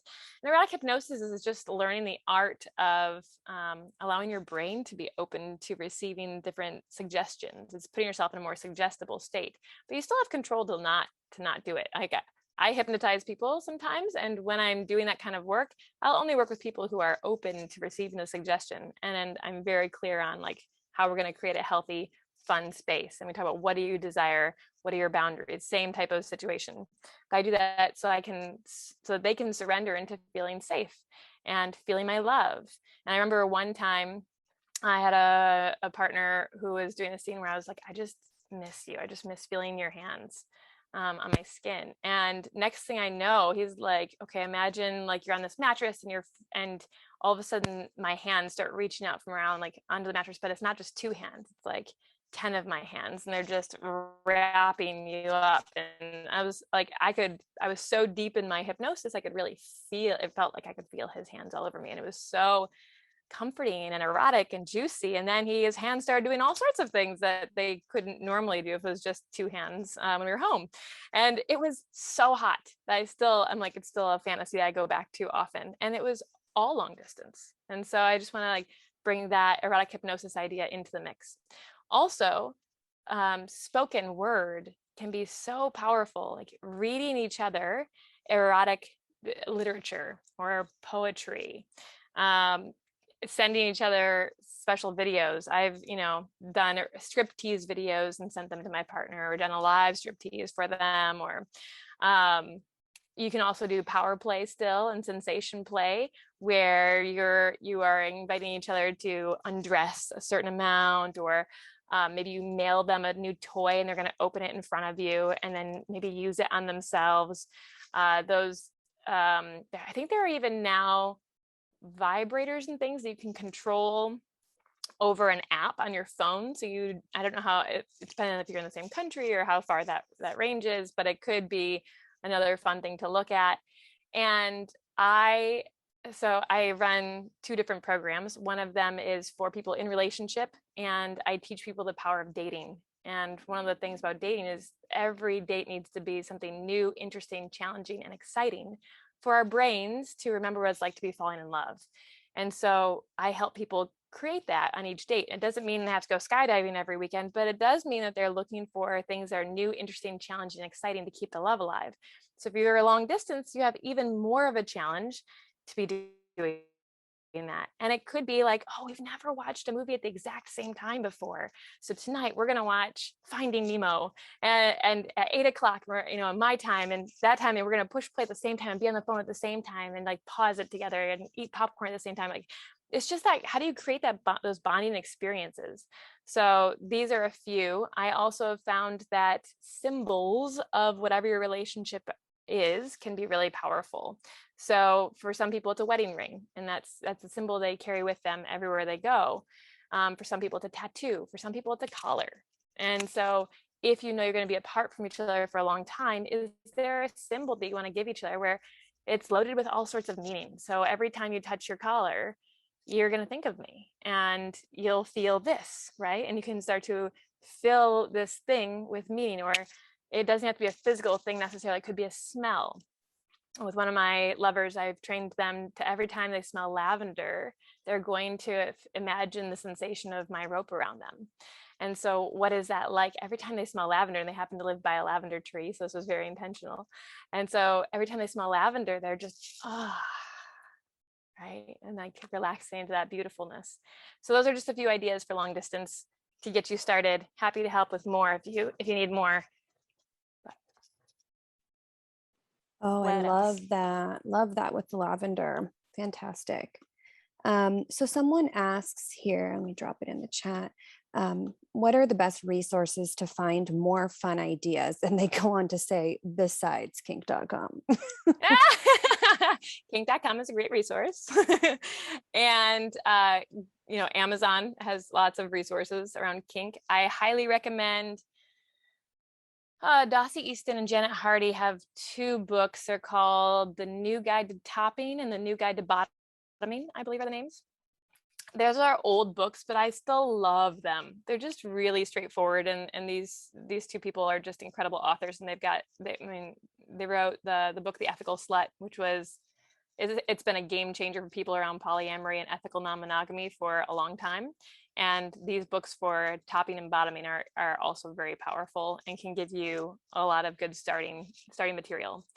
There are so many classes now out there and online resources, and there are so many like professional kinksters who are putting their work out into the world that I can't keep up with all of the great resources, I would say checking out who's speaking at kink.com and looking at what their products are might be a really good place.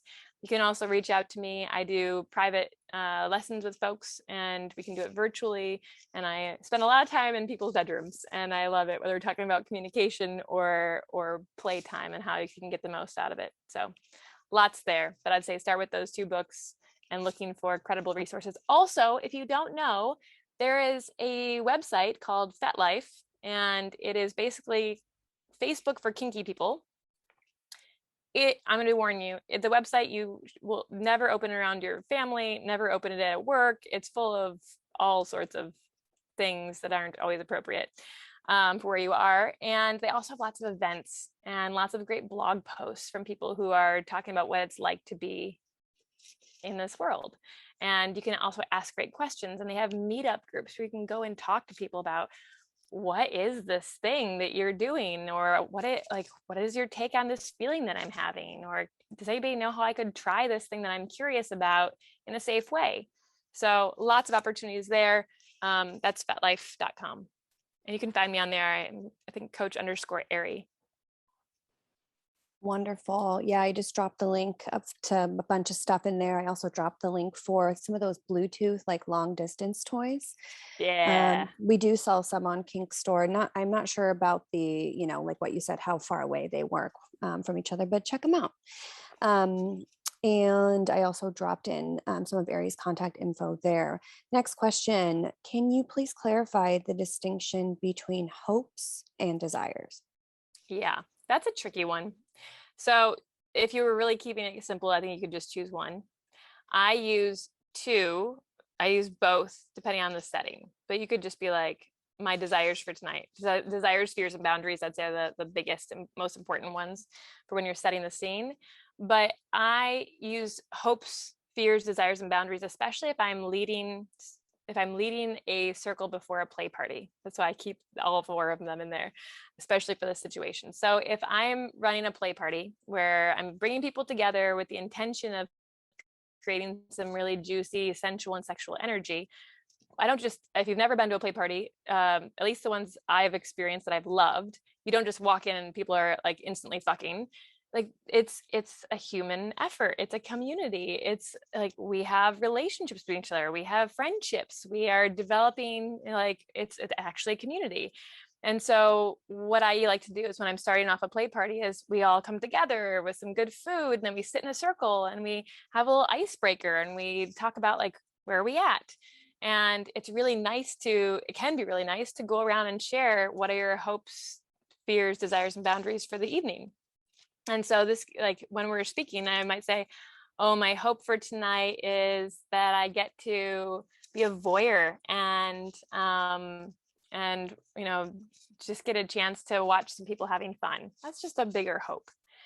But when it comes to my desire tonight, I really like something I really want, like almost a request. I would say desire is more of almost like making a request. You could even make it an outright request and say, my desire is to be to have somebody kiss me on my left cheek, both left cheeks. And that I'm putting it out there in the moment. It's more of like a deep thing that I want, not necessarily as high level. So I look at hopes as more high level and desires a little more focused as to what I want in this moment. Again, it's nuanced. It works really well in play parties. It might not work in every situation. So if you just want to do desires, fears, and boundaries, you do you. Awesome. Thank you. There were a couple questions that came in that I do feel Eri kind of already addressed. One of them being, where can I find more info about, whatever it is that I'm into, and also how to access the kink community, especially when single. Eri offered some great resources, like FetLife. Check those out for more info about like what you're specifically into. Yes, and a lot of times there are also community centers. Depends on where you live. But there's so many large cities that have large kink communities that there are meetups, and they have like whole classes, and you can learn these skills. And you can do online classes like this where you're meeting other people, and you might get to interact and be like, hey, I really resonate with that thing you said. Or I'm really curious about this thing you brought up in the chat, like message them like, Can we talk more offline after this class? Cool. So I love that. Okay, so this one might be a bit of a word bender here for me. So question is, how do I integrate things I like in porn, but I don't expect to like in person? How do I know if that's just a mental barrier? that's another deep discussion. That's a really deep one. Porn is tricky. Porn is tricky. I want to be sensitive about that question because porn has a lot wrapped up in it for all humans, and the messages we were given, and it depends on what kind of porn, all sorts of stuff, and how much self-awareness you have of what is just spiking, it's specifically designed to spike your desires, and your what is it, serotonin, what is it, I can't think of it right now, but to spike your like interest and get you feeling high, versus what's real. And a lot of times it can take us away from what we're really feeling inside. And so, and I, don't get me wrong, I love good porn and I've been in good porn. And so I just want to be clear that it's more about learning about what's happening internally for you. So I think your question is beautiful. It's really looking at like, how do I know what my desire is from? Like, well, I saw it in porn. It was created specifically to turn me on and get my sensations going. Versus what I actually want. And a lot of that is going to come down to introspection first and just playing with this in your alone time and your self-pleasure time.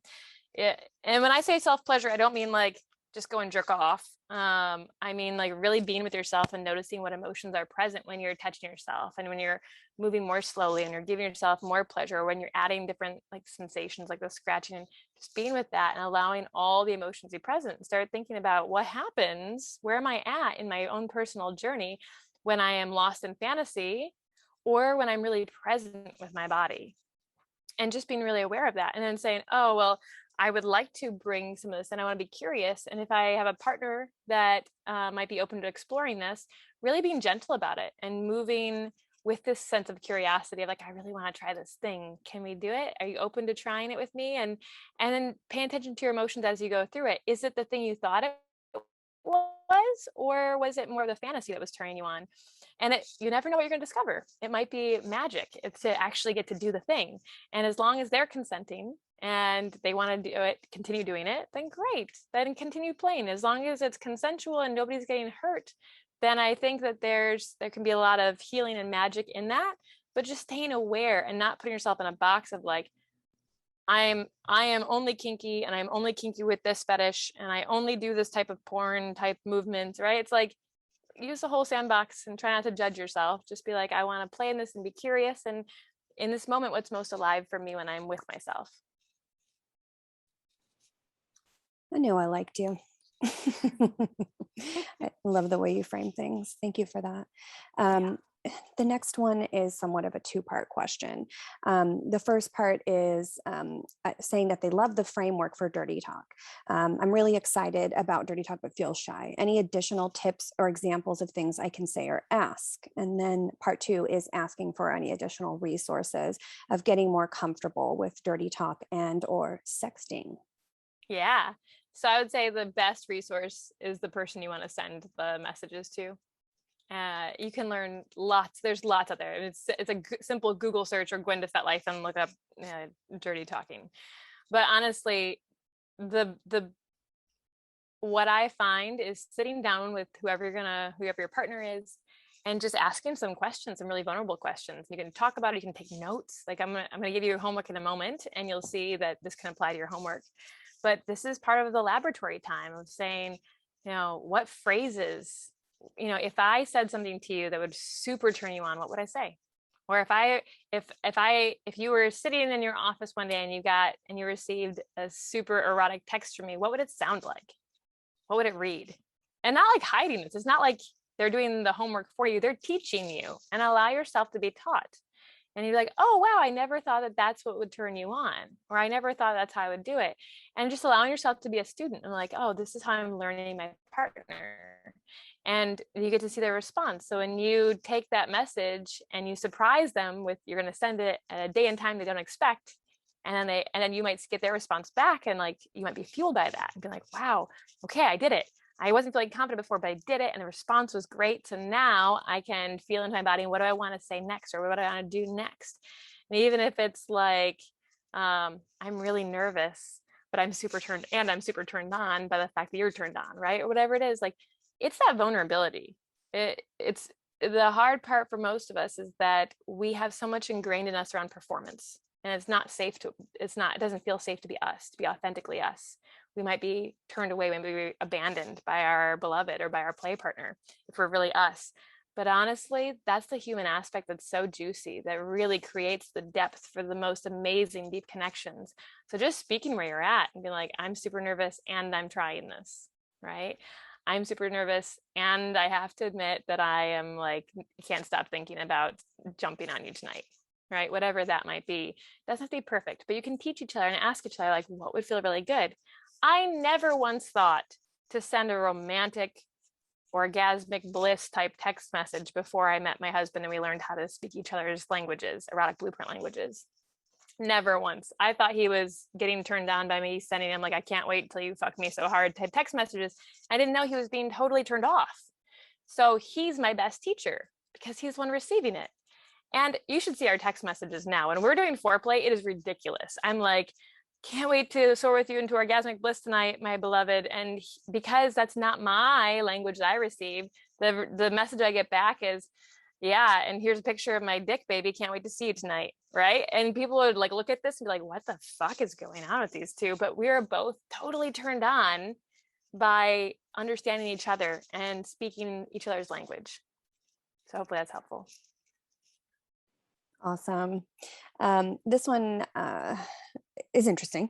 They ask, how does one convert fear into titillation or even kink? How does one find boundaries?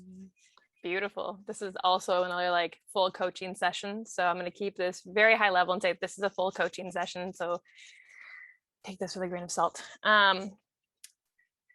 Fear is excitement without breath. So when you're feeling that fear, I invite you to go to a place where you feel safe and breathe into it and really look at what are the stories that are present for you. Where are you? Like, what's coming up that you're afraid of, that you are, and where do you notice it in your body? And really spending time in slowness and stillness to be with those fears. And I do something called parts work, where I actually am tuning into that part of me. I'm like, oh, I have a knot in my stomach when I think about this. How can I really explore this and what's there? And one of my favorite resources for a lot of stuff is called existential kink. It is not necessarily about kink. It's for everybody. It's pretty deep philosophical shit and it's great. And it really looks at what are those fears? What are those fantasies? What are the dark patterns that are holding us away from our deepest, most amazing, authentic selves? And going straight into the fears can really give us a lot of answers as to what's there that we need to unlock to heal from and to move forward and be more powerful and empowered in our lives. And so she has an exercise, I think it's exercise number 2, called the deepest fear inventory. I highly recommend you check it out. But just moving through the stories you hold will help you take some of the charge off. And when the charge is away from it, then you can begin to lean into like, oh, maybe it's not so scary. Maybe I want to try this out. Maybe I want to twist the story and start making it juicy for me. But start with just where you are and breathing and exploring what are the stories I currently hold and giving them some breath and some space. Great. And we have our last question of Great. the evening, and we're right at 8 o'clock. So we're right on time. Thanks for sticking around, folks. The question is, I'm worried about feeling degraded. Any tips to keep that from happening?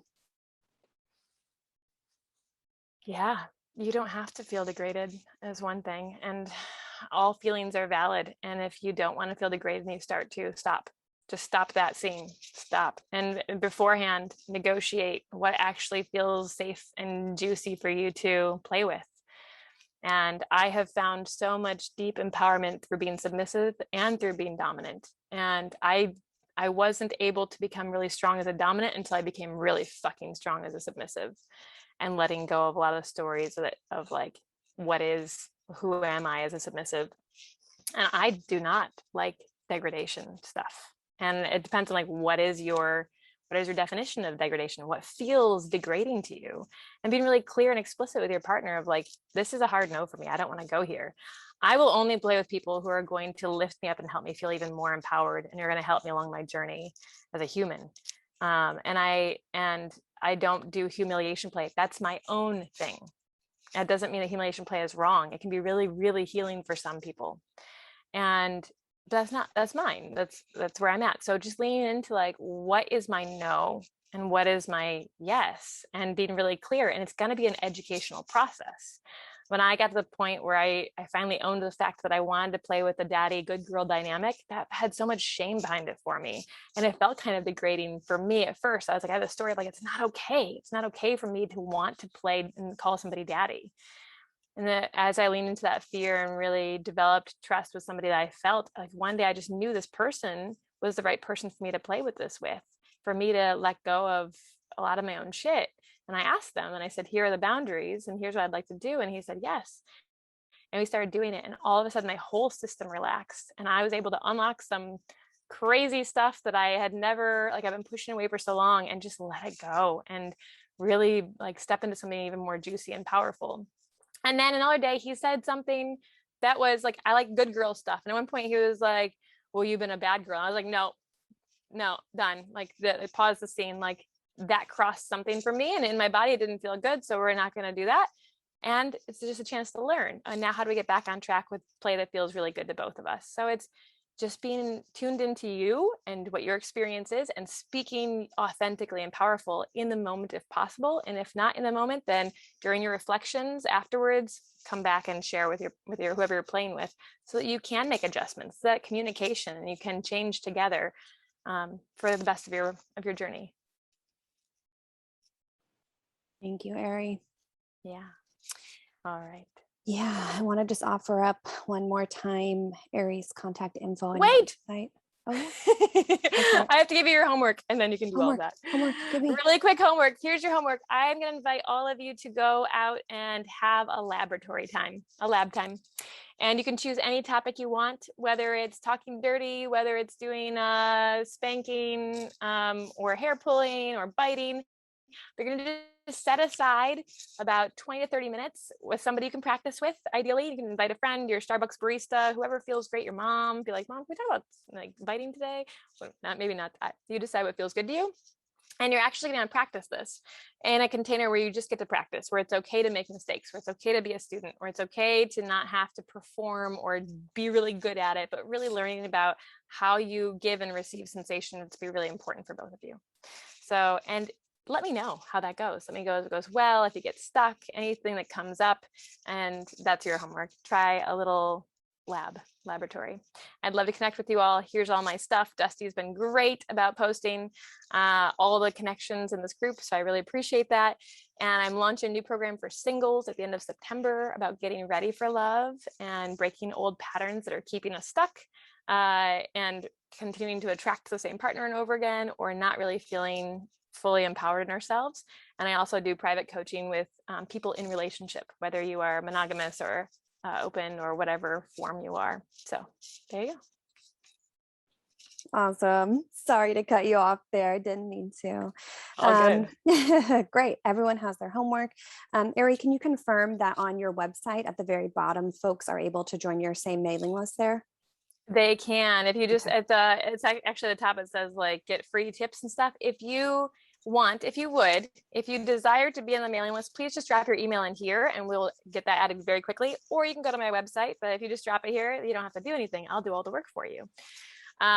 You will get an email from me. It's going to be a video series about navigating conflict. I think it's like 5 to 7 videos that are less than 10 minutes each about how to navigate conflict. And there's some really juicy stuff in there. And if you don't want to be subscribed after that series finished or whenever, just click unsubscribe. I won't take it personally, but it's a really great resource to check out. So I invite you to all sign up for mailing list, reach out to me if you have questions. I love supporting people in their journey, and I would love to hear how things are going for you and what you need support on. And I'm here. Awesome. I collected a bunch of emails. Some of them were DM'd. I'll be sure to pass those off to you, Eri. It's good stuff. I don't feel spammed ever by Eri, just FYI, as a personal preference of someone who's subscribed to her mailing list, and it's all useful, really cool information. Highly recommend. Yes, of course, you're welcome. And I'm getting a couple more emails in here. So if anyone wants to come on and say good night or offer any praise, whatever, I'm going to give the opportunity for everyone to be able to unmute and start your video. Just while I collect these last few emails. Yeah, feel free. I love it. Yeah. And please, we're gonna do one orgasm because I really want this. Oh God. Okay, I need help. Everybody, come on. If you can just unmute, if you're feeling ready and willing, don't worry. It's like we're not gonna really hear each other because it's gonna be a weird technology thing. But are you ready? I would love to hear your best orgasm noise. Take a deep breath in and let her rip.